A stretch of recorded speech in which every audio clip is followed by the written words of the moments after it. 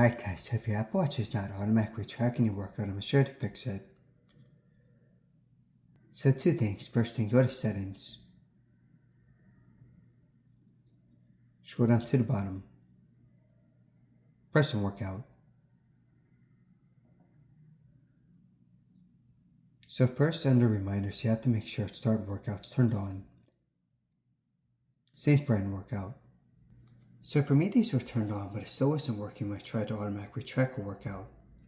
So the reason guys is Apple Watch only tracks some types of workouts. Just for example, outdoor runs. And honestly guys, even for a lot of those tracking, it doesn't work that well. So you may be like 15 minutes into your run until you get the notification. So I would definitely suggest always doing is just manually starting with the workout app. This is just much better for your stats, you're not going to miss stuff. You do not have to worry about getting a notification. So just for example, an indoor walk.